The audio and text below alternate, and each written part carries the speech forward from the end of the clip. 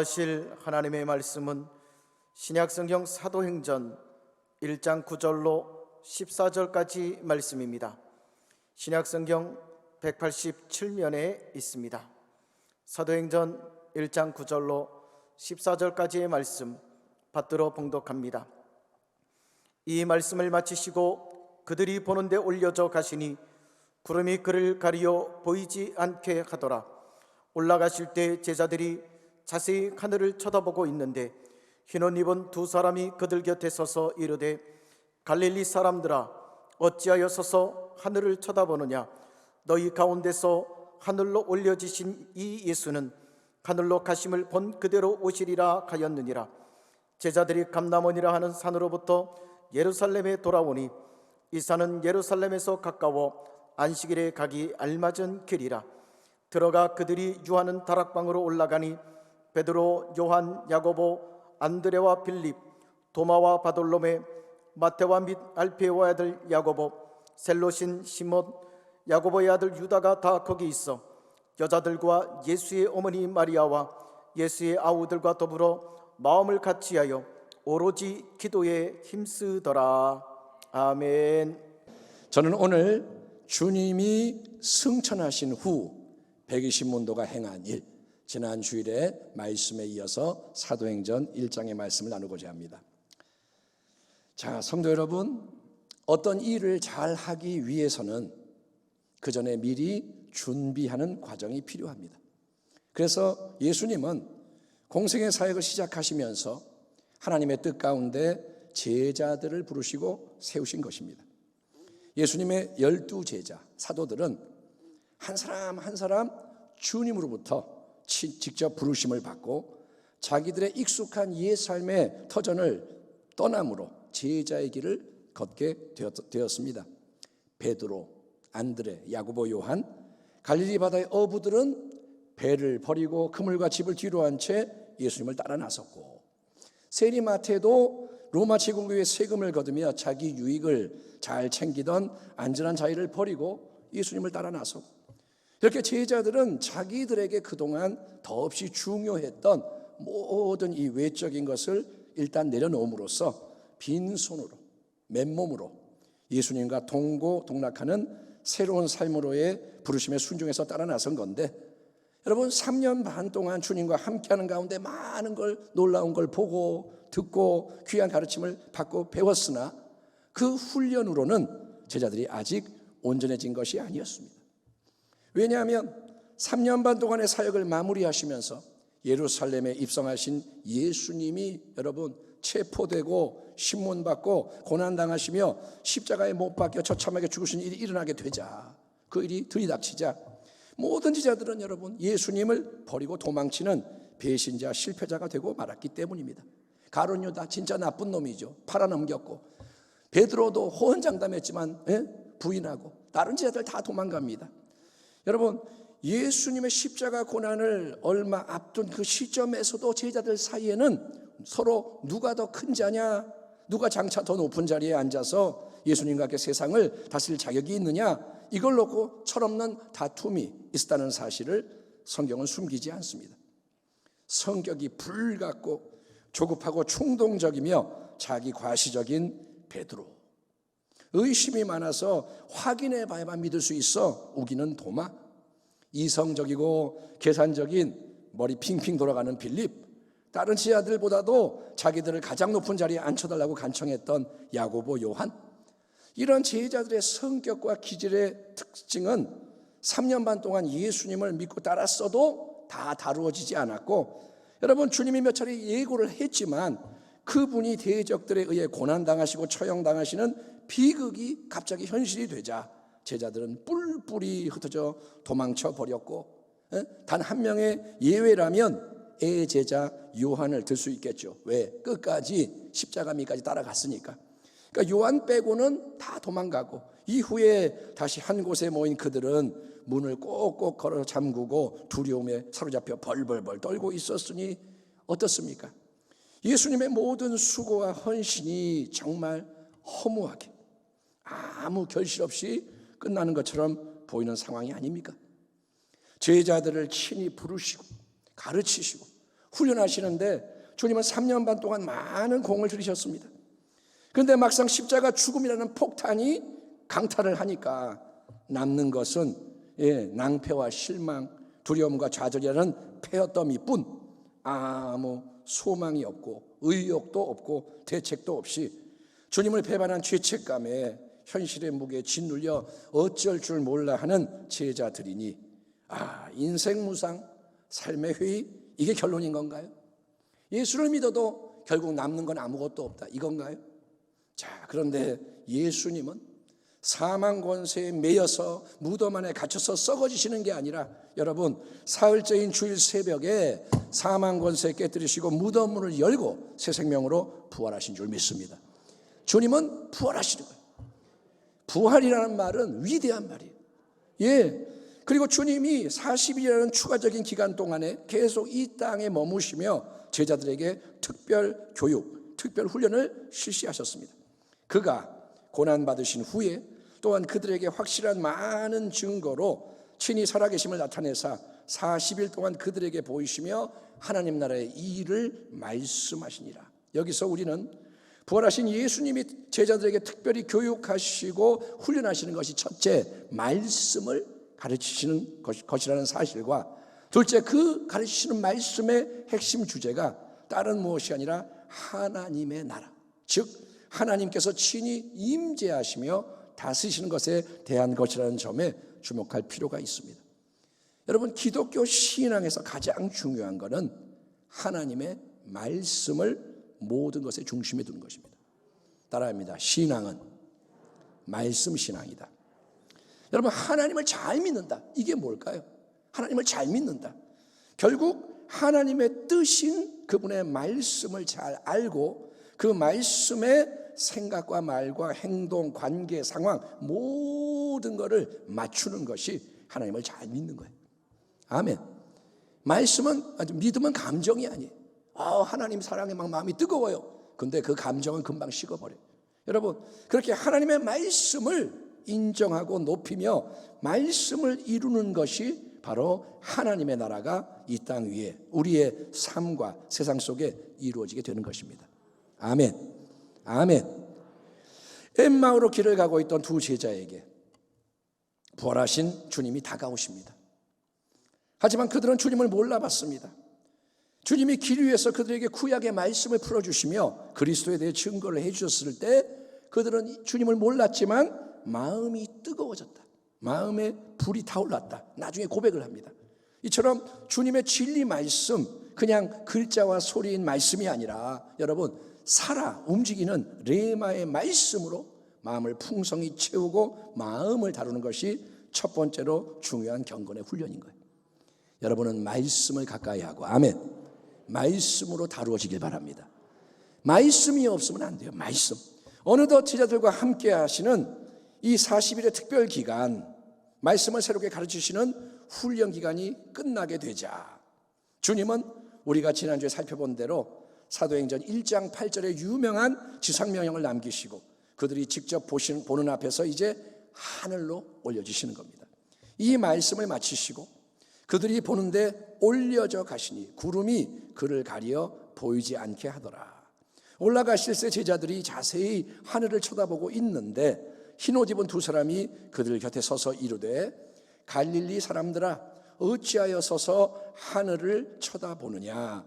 너희 가운데서 하늘로 올려주신 이 예수는 하늘로 가심을 본 그대로 오시리라 하였느니라. 아멘. 이 땅에 거하시던 예수님이, 같이 계시던 예수님이 하늘로 올려지셔서 구름 속으로 사라지시는 것은 이제는 제자들이나 성도들이 더 이상 주님을 눈으로 보며 그분의 육성을 들을 수가 없는 전혀 새로운 시대가 시작되는 것을 의미합니다. 하나님의 역사 속에 여러 과정이 있는데 이제 어떤 시대가 오느냐, 더 이상 예수님을 볼 수 없고 만질 수가 없는 거예요. 부활하심으로 새롭게 된 영광의 몸을 가지신 우리 예수님은 이제 하늘 가장 높은 곳으로 올리우셔서 하나님의 영광 보좌 우편이라는 최고의 통치 자리에 좌정하시며 그분의 몸된 교회뿐이 아니라 우주 만물을 주관하시며 예수님 대적들을 계속 굴복시켜 나가고 계시는 것입니다. 아멘. 따라합니다. 지금 주님은 원수를 꿇어 엎드리게 하신다. 지금 세상의 역사는 뭐냐면 만왕의 왕 예수님이 대적하는 것들을 무너뜨리시는 시대예요. 계속 마지막에 정복되는 게 죽음입니다. 그리고 주님은 마지막 날 하나님 아버지가 홀로 정하시고 아시는 결정적인 그 날에 하늘 영광의 충만함을 나타내시며 천군 천사의 호위 아래 구름을 타시고 다시 이 땅에 오심으로 심판주, 구원주로서의 마지막 사역을 완성하실 것입니다. 아멘. 주님의 사역은 계속되는 거예요. 바로 그 중요한 새로운 진리의 메시지를 예수님의 승천 현장에 나타난 두 천사가 제자들에게 전해주며 영적 각성과 도전을 주었던 것입니다. 너희 갈릴리 사람들아. 이건 뭐냐? 신분 배경 출신이 미천해서 세상 볼 때는 아무것도 아닌 인생들이지만 하나님이 오직 놀라운 은혜로 택하시고 하나님 나라의 사명자로 세우신 그대들이여 어찌하여 서서 계속 하늘을 쳐다보느냐. 승천하신 예수님은 언젠가 때가 되면 다시 영광 가운데 이 땅에 오실 것이다. 세상 역사를 끝내시는 그 날이 되면 우리 주님은 오시지 말라 그래도 스스로 다시 오실 것이다. 그러니 어떻게 하라는 건가요? 그러니까 어떻게 하라는 건가? 너희는 가만히 서서 하늘만 쳐다보며 허송세월하지 말고 하늘 보다가 끝나지 말고 주 예수님이 너희에게 남겨주신 가장 중요한 약속의 말씀, 생명보다 귀한 사명의 말씀에 즉시 헌신해라. 하늘만 쳐다보며 영원한 천국만 상상하는 신비주의에 빠지지 말고 성령의 능력으로 구원의 복음을 땅 끝까지, 아멘, 땅 끝까지 모든 족속, 모든 계층, 모든 사람에게 예외 없이 힘써 전파하는 예수 증인의 사명을 이루어 가라. 아멘. 이게 천사가 하는 메시지인 거예요. 아멘. 천사들의 메시지를 딱 듣고 정신을 차린 제자들은 그들이 서 있던 감람산을 떠나 약 1km 떨어진 예루살렘으로 돌아갑니다. 여러분, 예루살렘은 어떤 곳이죠? 예루살렘은 예수님의 대적들이 활개치는 곳입니다. 얼마 전에 주님을 죽였던 그 유대 공회가 건재하고 제자들을 노릴지 모르고 그래서 제자들이 두려움에 사로잡혀 숨어 있었던 곳입니다. 여전히 아주 위험하고 생계도 보장되어 있지 않기에 인간적으로는 피하고 싶은 자리, 피해야 마땅한 자리, 거기가 예루살렘인 거예요. 거기는 가면 안 돼. 거기 가면 큰일 나. 이게 예루살렘인 거예요. 하지만 제자들이 예루살렘으로 돌아가는 이유는 뭐냐? 그것은 주님이 너희는 예루살렘을 떠나지 말고 이곳에서 하나님이 약속하신 성령의 침례를 기다려라. 성령으로 충만함을 받음으로써 하늘의 권능으로 무장되는 새 역사를 체험하기까지는 머물러라 말씀하셨기 때문인 것입니다. 아멘 합시다. 아멘. 다시 한번 강조하고 싶은 진리는 기독교 신앙의 본질이 철저한 말씀의 신앙이어야 한다는 것입니다. 아멘. 대저 하나님의 모든 말씀은 능하지 못하심이 없느니라. 마리아가 이르되 주의 여종이오니 말씀대로 내게 이루어지이다 하매 천사가 떠나가니라. 아멘. 범사에 있어서 여러분 하나님의 말씀을 청종하고 말씀을 분별하고 말씀에 순종하여 말씀을 이루는 것. 아멘. 말씀을 듣고 분별하고 행하여 이루고 말씀이 삶의 열매가 되게 하는 것, 그게 성경이 계속 강조하고 인정하는 참된 신앙이니 저와 여러분의 신앙이 복된 말씀의 신앙으로 굳건하게 세워지기를 축원합니다. 따라합니다. 주님, 말씀의 신앙을 주옵소서. 아멘. 말씀 위에 서기를 축원합니다. 함께 예루살렘으로 돌아온 제자들은 그들이 함께 유하던 다락방으로 올라갔고 그곳에 모인 사람들의 숫자는 15절을 보니까 약 120명이나 되었다 기록이 되어 있습니다. 우리는 사도행전 2장에서 성령이 강림하시게 되는 이 다락방을 마가의 다락방이라고 부르는데 익숙합니다. 우리는 마가의 다락방 그러면 거기 성령이 오신 곳 압니다. 그 이유는 사도행전 12장에서 감옥에 갇혀있던 베드로를 위해 예루살렘 교회 성도들이 함께 모여 기도를 했던 그 집이 마가라고도 하는 요한의 어머니 마리아의 집이었다 언급되어 있기 때문인 것입니다. 마가의 어머니 마리아의 집. 예, 그러니까 마가의 다락방 줄여서. 아무튼 예루살렘 초대교회 사역에 있어서 요람 본거지 역할을 했던 이 귀한 다락방이 우리에게 주는 교훈은, 하나님의 위대한 새 역사는 누군가가 기꺼이 헌신을 하는 기반 위에서 진행이 된다는 거예요. 아멘. 하나님 위대한 새 일을 행하시옵소서. 하나님 말씀대로 놀라운 역사를 나타내 주옵소서. 그렇게 멋지게 말만 하면 다 저절로 척척 이루어지는 게 절대 아니고, 일단 내 집안의 다락방을 기꺼이 계속 내어주는 헌신이 있어야 변화를 위해서 사람들이 함께 모이는 것부터가 가능하게 되는 것입니다. 하나님의 일을 위해 헌신을 누가 해야 되는 거예요. 이 시점에서 예루살렘이 예수님께 속하는 사람들에게 얼마나 위험하고 힘든 곳이었는지를 되새겨 본다면, 그곳에서 자기 집 다락방을 모임 장소로 제공하는 헌신은 결코 가벼운 헌신이 아닌 겁니다. 위험한데 자기 집을 내놓는 거예요. 대단한 헌신이죠. 바로 그런 옥상 같은 넓은 큰 다락방에 함께 모인 사람들의 숫자는 120명 정도나 되었습니다. 자, 여기서 우리가 고린도전서 15장에 나오는 예수 부활의 증인들 명단을 참조를 해보면, 부활하신 주님은 한꺼번에 여러분 500여 명의 아주 많은 사람들 앞에 직접 나타나신 적도 있었음을 알 수가 있습니다.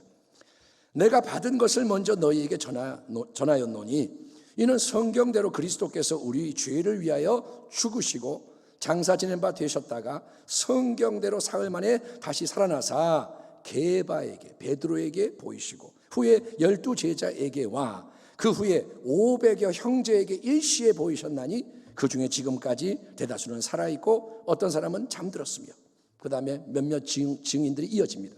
자, 부활하신 주 예수님이 구체적으로 언제 어디서 500여 명의 형제에게 일시에 자기를 나타내시는지는 알 수가 없지만, 설명이 안 되어 있지만, 흥미로운 사실은 그렇게 많은 사람들이 예수님의 부활을 목격했음에도 불구하고, 다시 살아난 주님이 나타났음에도 불구하고 그분이 승천하신 후에 말씀에 순종해서 예루살렘의 마가다락방에 함께 모인 사람의 수는 120명이었다는 거예요. 120명, 와 많다. 그런데 500여 명이 봤어요, 주님을. 500여 명 중에 120명이라고 계산을 해본다면 나머지 380명, 약 76%, 3분의 4는 다른 일로 다른 곳에 있었던 거예요. 다른 일, 다른 곳. 그리고 오직 24%, 4분의 1에 해당하는 120명만이 만사를 제쳐놓고 한 곳에 모인 셈인데, 이처럼 여러분 결정적으로 중요한 때에 주어진 기회를 놓치지 않고 붙잡는 자, 주님의 말씀에 기꺼이 순종함으로 하나님의 새 역사에 동참하는 자가 가장 지혜로운 인생인 것입니다.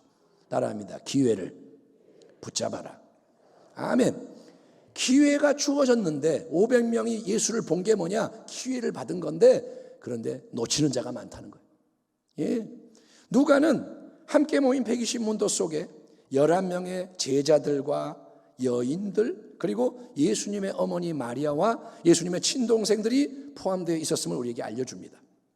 하나님의 나라는 인간의 혈연 관계나 세상적으로 중요한 다른 기준이 앞서는 나라가 아니고 오직 하나님의 말씀에 대한 헌신이 중심이 되는 나라인 거예요. 아멘. 우리가 아프리카 사람을 만나도 연합이 되는 이유는 하나님의 말씀이 중심이기 때문인 거예요. 예, 세상적으로 따지면 예수님의 어머니 마리아, 예수님의 친동생들은 주님의 진짜 가족이잖아요. 혈연. 예, 그러니 그들이 먼저 특권을 누려야 마땅할 텐데, 예수님의 가족들이다. 예수님의 어머니 동생이래. 그들이 먼저가 돼야 되는데, 하나님의 나라는 절대로 그런 세상적인 가치관과 힘에 의해 좌우되는 나라가 아니라는 것입니다. 그러므로 우리는 하나님의 생각과 사람의 생각, 하늘의 영원한 관점과 이 세상의 유한한 관점을 내 마음대로 뒤섞지 않도록 조심해야 하는 거예요. 아멘. 예, 내 생각대로 생각하면 안 돼요. 너희는 이 세대를 본받지 말고 오직 마음을 새롭게 함으로 변화를 받아. 아멘. 마음이 변화가 되어 하나님의 선하시고 기뻐하시고 온전하신 뜻이 무엇인지 분별하도록 하라. 아멘. 아멘. 하나님이 계십니다. 아멘. 그분이 하나님의 때에 하나님의 방법으로 하나님의 목적을 하나님의 영광을 위해 이루시는 것이 하나님의 나라가 이 땅에 실제로 임하는 것이고, 그것에 여러분 참된 믿음으로 소망과 사랑으로 헌신, 충성하는 것이 그 나라 백성의 사명인 것입니다. 우리는 왜 사느냐? 하나님의 나라가 임하시옵소서. 바로 그런 거룩한 목적을 위해서 120문도가 한자리에 모인 겁니다. 그러나 부르시고 택하신 사람들이 자 한자리에 이제 모였다, 이걸로 그들이 목적을 달성한 게 아니고 이제 본격적인 헌신이 드려져야 했으니 그것은 다름 아닌 강력한 기도의 헌신이었던 것입니다. 11명의 제자, 사도들, 예수님을 섬겼던 여러 여인들, 또 예수님의 어머니 마리아와 주님의 친동생들을 포함한 120문도는 더불어 마음을 같이하여 오로지 기도에 힘쓰더라, 누가가 기록하고 있습니다. 부활하신 예수님은 먼저 40일이라는 특별 기간 동안 제자들에게 말씀을 집중적으로 새롭게 가르치신 것을 기억하십시오. 먼저는 말씀, 그리고 이제 더해지는 게 강력한 기도의 헌신. 그러므로 신앙적으로 중요한 원리가 이겁니다. 항상 말씀과 기도. 아멘. 따라합니다. 말씀, 기도, 말씀. 이 두 가지 근본 요소가 함께 작용을 하는 게 하나님의 새 역사를 위해서 꼭 필요하다는 거예요. 아멘. 신앙생활을 여러분 오래 해도 매일의 삶 속에 말씀이 없고 기도가 없다. 예배드리러 오고 봉사하고 하지만 일상 속에서 말씀이 없고 기도가 없다. 그러면 그 신앙에는 절대로 참된 깊은 변화가 일어날 수가 없는 것입니다. 또 말씀이나 기도 중에 어느 한쪽만을 추구해서도 안 되는 겁니다. 만약에 말씀만 많이 배워서 지식이 넘치는데 성경을 잘 알아요. 그거 몇 장 몇 절이야. 거기 이렇게 써 있어. 다 알아도 여러분 기도를 안 한다. 말씀을 하는데 기도를 안 해. 그러면 그 사람은 교만해지고 남을 판단하게 되는 거예요. 말씀을 모른다고 막 판단하는 거예요. 신앙의 기조가 깐깐해지고 차가워지는 거예요. 높아지고. 반면에 기도만 열심히 많이 하는데 말씀에는 관심이 없다. 말씀에는 무지하다. 그러면 그 사람은 내 마음대로 기도를 하게 되고 기도를 하는 자기의 공로, 자기의 능력을 앞세우며 역시 남을 무시하는 위험한 신앙이 되기가 쉬운 겁니다. 그러니까 치우치면 안 되는 거예요. 예수님의 공생의 사역을 보면 우리 주님은 항상 기도에 힘쓰셨고 기도의 능력으로 하셨습니다. 아멘. 주님이 기도를 하신 거예요. 따라합니다. 우리는 주님 때문에, 주님처럼, 주님 따라 기도해야 한다. 하나님 나라의 삶의 방식이 기도인 거예요. 안 그랬으면 예수님이 기도를 안 하겠죠. 하나님의 아들이. 근데 인간이 된 이상은 기도함으로 사셔야 되는 거예요. 근데 제자들은 기도했다라는 언급이 거의 없습니다. 공생애 동안. 주님은 맨날 기도하세요. 새벽에, 밤에, 근데 제자들은 잠자고 딴짓하고. 그러나 이제 주님이 승천하시고 나자 말씀에 순종해서 다락방에 함께 모인 제자들과 따르는 무리들은 기도의 자리에서 새로이 헌신을 하게 되는데, 그러면 120문도의 기도가 어떤 기도였느냐? 결정적으로 중요한 때에 반드시 필요한 참된 기도에 대해서 우리가 그들로부터 무엇을 배워야 하느냐? 겟세마네 예배 때 그런 말씀을 나눴지만 모두를 위해 다시 한번 강조합니다. 첫 번째 참된 기도는 약속의 말씀의 근거에서 올려지는 기도입니다. 따라합니다. 기도하되 말씀으로 기도하라. 일반적으로 우리가 아는 익숙한 기도는 외부로부터 어떤 문제나 어려움이 찾아왔을 때, 또는 특별한 소원이나 바람이 있어서 이루려고 할 때 그거를 놓고 이렇게 되게 해주세요 간청하는 기도예요. 한번 자기를 돌아봅니다. 여러분은 언제 기도하십니까? 문제가 오면 기도하고 소원이 있으면 기도합니다. 이런 기도는 자연스럽게 마음에서 나옵니다. 기도를 하라 안 해도 문제가 와서 기도해야지 기도가 나옵니다. 하지만 이 기도는 첫째로 다분히 자의적인 내 생각이 중심되는 기도고, 내가 원하는 대로, 그 다음에 애를 쓰지만 두 번째 그대로 이루어지지를 않아서 셋째 쉽게 실망하거나 포기하게 되는 기도라는 거예요. 내가 원하는 대로 탁탁 안 돼요. 그러면 기도하다가 실패하는 거예요. 자, 기도를 합니다. 하나님 도와주세요. 이렇게 되게 해주세요. 그런데 만약에 기도를 하는데 다른 좋은 방법이 생기면, 기도를 하고 있는데 누가 예를 들어서 도와줄게 그러면 기도를 안 하게 되는 거예요. 기도를 하다가도 누가 도와줄게 그러면 그럼 기도 안 해. 왜냐? 기도가 나의 목적을 달성하기 위한 수단 중에 하나일 뿐이었기 때문인 거예요. 기도가 전부가 아니라 기도가 여러 방법 중에 하나였으니까 그럼 기도 안 해도 되네? 이렇게 된다는 거예요.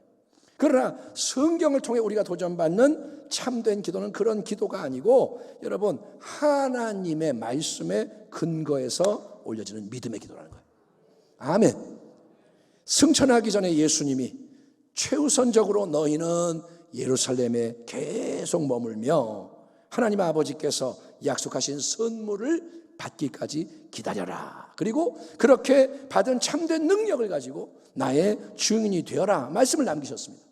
사도와 함께 모이사 그들에게 분부하여 이르시되 예루살렘을 떠나지 말고 내게서 들은 바 아버지께서 약속하신 것을 기다리라. 요한은 물로 침례를 베풀었으나 너희는 몇 날이 못되어 성령으로 침례를 받으리라 하셨느니라. 오직 성령이 너희에게 임하시면 아멘. 성령이 임하실 것입니다. 너희가 권능을 받고 예루살렘과 온 유대와 사마리아 땅 끝까지 이르러 내 증인이 되리라 하시니라. 아멘. 주님은 말씀하시고 가셨습니다. 하지만 주님이 남겨주신 이 위대한 약속 말씀은 그냥 가만히 있으면 시간만 흘러가면 저절로 이루어지는 게 아니고 언젠가 그냥 이루어지겠지 이게 아니고 오직 여러분 기도함으로써 응답의 문을 열어갈 때 실제로 이루어지는 약속이라는 거예요. 약속이 다가오도록 문을 열어야 되는 거예요. 약속 어음을 주신 것이 말씀인데 그걸 현찰이라는 응답으로 바뀌는 데는 꼭 필요한 게 참된 믿음이라는 거예요. 믿음이 없이는 기쁘시게 못해요.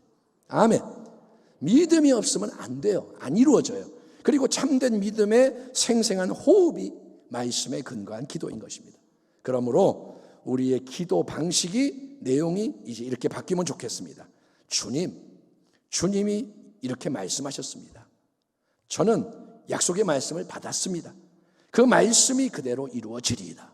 이 말씀을 주님이 친히 이루시도록 나는 기도합니다. 말씀을 이루시옵소서. 그래서 우리에게 기쁨을 주시고 열매를 주시고 모든 영광은 주님이 홀로 받으시옵소서. 아멘. 말씀이 이루어지는 것은 인간이 할 수 있는 일이 아니에요. 아멘. 야, 네가 열심히 했더니 됐다, 고맙다, 이게 아니고 하나님이 역사하신 것을 알게 되는 거예요. 모두가 주목하면서 이거는 하나님이 행하셨다. 아멘. 아멘 합시다. 아멘. 베드로가 성전 미문 앞에서 은과 금은 내게 없지만 내게 있는 건 내게 주노니 일어나 걸어라 했을 때 그게 베드로가 한 일입니까? 하나님이 하신 일이지.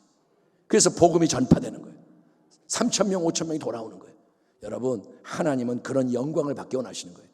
항상 레마의 말씀에 근거해서 말씀이 이루어지도록 말씀이 성취되도록 생생히 바라보고 뜨겁게 기대하며 기도하는 주의 백성 되기를 축원합니다. 그게 이루어지는 것을 바라보라는 거예요. 아멘. 우리 교회에 부흥이 일어나는 걸 바라보십시오. 교회가 새롭게 되는 걸 바라보라는 거예요. 현실만 바라보지 말고 이래서 저래서 이렇게 하면 안 돼요. 말씀을 바라보는 거예요. 두 번째로 120문도의 기도는 어떤 기도였느냐? 더불어 마음을 같이 하는 기도, 즉 참된 합심의 기도였다는 것입니다. 따라합니다. 마음을 모아 기도하자. 기도에는 일단 내가 혼자 하나님을 대면하는 골방의 기도가 있습니다. 골방의 기도. 마태복음 6장에 나오는 네 골방에 들어가 문을 닫고, 이거는 참 중요한 기도예요. 그런 골방의 기도는 다른 사람과 세상을 의식하지 않도록 차단을 하는 거예요. 우리 옆에 누가 있으면 신경이 쓰이잖아요. 그러니까 아무도 없는 자리에서 고요한 시간에 최대한 세상을 의식하지 않고 방해를 받지 않고 단독자 나 홀로 하나님 앞에 나아가 친밀한 교제를 나누는 기도가 골방의 기도예요. 기도가 영적인 호흡이라고 하죠. 근데 호흡은 남이 대신해 줄 수가 없고 내가 스스로 해야 생명과 건강이 보장이 됩니다. 아멘. 인공호흡기 달면 나는 살아있는 게 아니에요. 그러니까 우리는 혼자서도 기도하는 법을 배워야 하는 것입니다. 아멘. 누구 맨날 기도해 주세요 이게 아니라 내가 기도할 줄 알아야 돼. 예. 하지만 나 혼자 기도하는 것을 넘어서서 하나님 나라를 이루기 위해 반드시 필요한 게 우리가 공동체로서 더불어 함께 기도하는 것입니다. 합심으로, 일심으로 기도를 하는 것입니다. 자, 함께 한다. 여기에 있어서 중요한 것은 외적인 숫자, 분위기가 아닙니다. 우리는 사람이 많이 모이면 더 강하다, 더 좋은 거다 생각하고 숫자 분위기로 평가하는 데 익숙합니다. 오늘 이 예배 2배가 더 모이면 우리는 예배가 좋다, 예배가 힘있다 그럴 거예요. 하지만 하나님이 기뻐하시는 참된 연합은 단지 우리의 몸만, 껍데기만 같은 시간 같은 공간에 모여 있는 게 아니고 마음이 진정으로 하나가 돼서 기도의 시너지로 영적 파장을 일으키는 거예요. 마음이 생명의 근원. 아멘. 이 마음들이 연합이 돼야 되는 거예요. 마음들이 통해야 되는 거예요. 많은 사람이 한자리에 모여서 기도를 한다고 해도 나는 이게 소원이야, 이거 기도하고, 너는 저게 소원이고 딴 거 기도하고, 각자가 다르게 기도를 하면 거기에는 기도의 초점이 모아지지 않아요. 기도의 힘이 분산이 됩니다. 사실은 우리 모두가 서로 너무나도 다르기 때문에 진짜 달라요. 결혼 생활을 해도 부부가 달라요. 예, 참아주니까 같이 사는 거잖아요. 예? 나 하고 싶은 대로 하면 같이 못 산다 이거예요. 다 달라요. 그렇기 때문에 마음이 진짜 하나가 되는 건 참 어려운 거예요. 제일 어려운 거예요.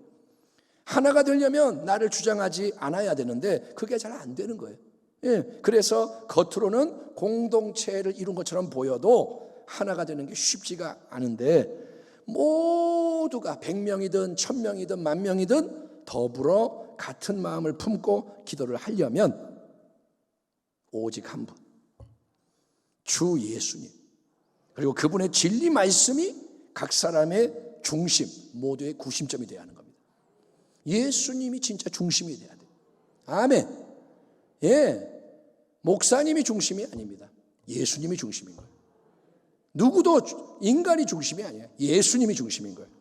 비록 두세 사람 우리가 볼 때 두세 사람이면 애게, 근데 공동체를 이루는 최소의 인원이 그렇게 모였을지라도 그 사람들이 같은 마음으로 힘써 기도를 하면, 그러니까 하나님이 그때그때 약속하시는 가장 중요한 것에 초점을 딱 맞추고 모두가 동일한 방향으로, 동일한 내용으로, 동일한 열정으로 기도하는 가운데 영적으로 하나됨을 이루면 그 기도는 마치 오케스트라가 연주하는 아름다운 음악처럼, 또 줄다리기에서 여러 선수들이 함께 당기는 강력한 영차처럼 하나님 앞에 올려지는 거예요. 아멘. 돋보기로 햇빛의 에너지를 모아서 종이나 지푸라기에 불을 붙이듯이 강력한 연합의 집중력이 발휘되는 것이 참된 합심기도의 능력인 것입니다. 그런 기도가 우리 교회의 사역과 성도의 삶 속에 넘쳐나기를 축원합니다. 지금 우리가 기도를 하려고 애를 쓰잖아요. 근데 진짜 하늘문을 여는 기도. 아멘. 주여 같이 할 때 하늘문이 열리는 거예요. 너희가 합심하여 기도하면 하늘에서 메이고 풀어지리라. 주님의 말씀을 믿으라는 거예요. 그냥 우리끼리 이게 기분 좋다 이게 아니라 왜 기도하느냐? 하늘 문을 열고 닫으려고 기도하는 거예요. 마귀를 멸하려고. 아멘. 그러니까 여러분 강력한 연합이 있기를 축원합니다.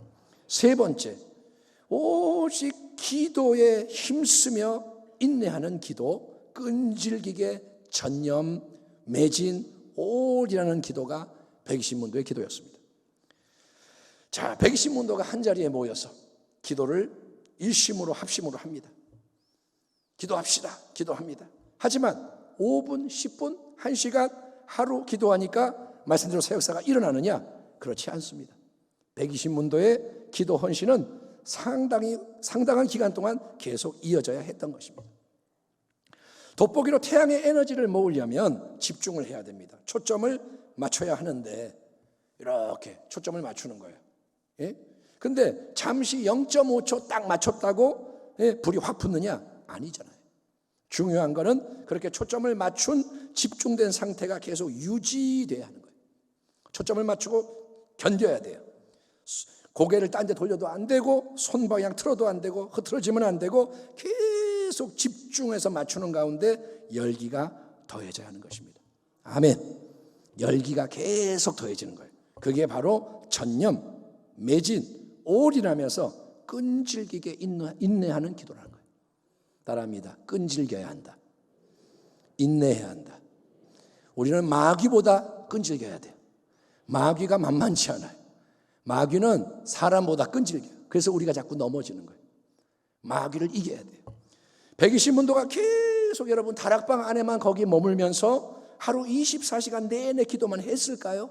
다른 일은 전혀 안 하고 화장실도 못 가고 밥도 안 먹고 금식만 했을까요? 누가복음 24장 보면 제자들은 성전에도 올라갔습니다. 다락방만 있는 게 아니라 성전에 올라가기도 했습니다. 그러니까 아마도 일상에서 필요한 다른 일도 했을 것입니다. 누군가는 음식을 준비했을 거고 뒤처리도 할 거고 120명이나 되는 많은 사람들에게 다양한 상황이 있었을 겁니다. 똑같지 않죠. 그러나 여러분 결정적으로 중요한 게 뭐냐? 그들 모두가 계속 기도에 매진하는 마음을 놓지 않았다는 거예요. 기도에 헌신하는 마음, 정신, 흐름 이게 끊어지지 않았다.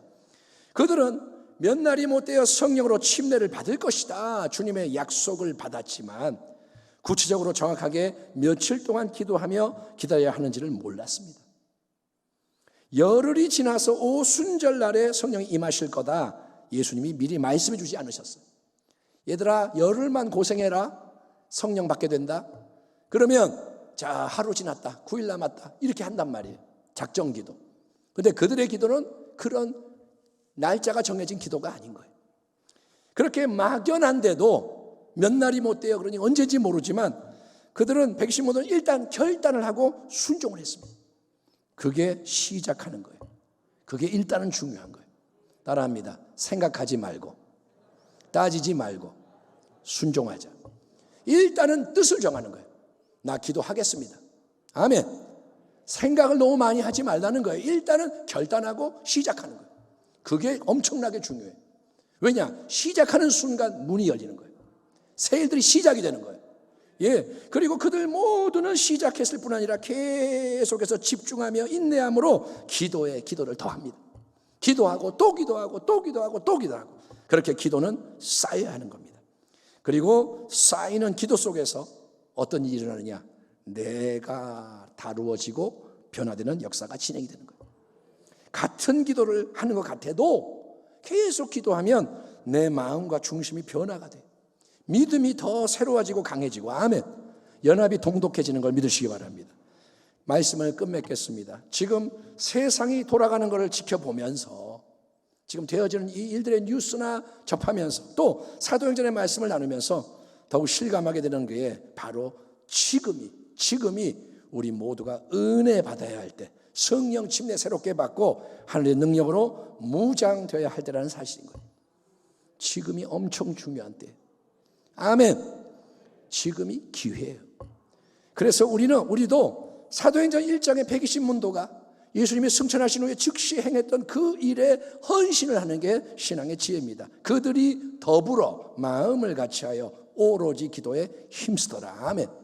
더불어 마음을 같이하여 오로지 기도에 힘쓰더라. 120문도의 기도는 주님이 주신 약속의 말씀에 근거해서 아멘. 성령의 침례를 받으리라. 아멘.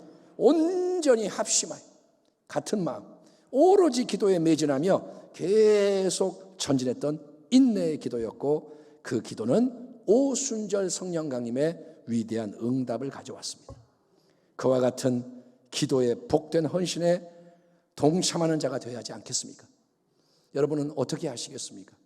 이 초대의 말씀이 성령님이 나에게 주시는 음성으로 들려져서 결단하고 순종하는 분들이 많이 일어나고 아멘. 나도 기도해야겠다. 그게 은혜라는 거예요. 남이 시켜서는 못해요. 시켜서는 조금 하다가 안 해요. 근데 내가 해야겠다. 이번에 나도 그 자리에 서야겠다. 그래서 기도의 불이 활활 타오르기를 소망하며 사랑하는 귀한 성도님들을 우리 주 예수님의 이름으로 축복합니다. 우리 모두가 새 역사를 보기를 축원합니다. 기도하겠습니다. 하나님 감사합니다. 우리에게 위대한 사명을 주셨습니다. 앞으로 위로 전진하라. 그것을 위해서 성령 충만 받으라 하시니 120문도의 기도를 묵상하며 주의 뜻대로 간구하고 승리하게 하여 주옵소서. 지금이 어떤 때인지가 깨달아지게 하시고 결단하여 나아갈 때 우리를 인도하여 주옵소서. 성령 충만 받게 하여 주옵소서. 증인이 되게 하여 주옵소서. 예수님의 이름으로 기도하옵나이다. 아멘.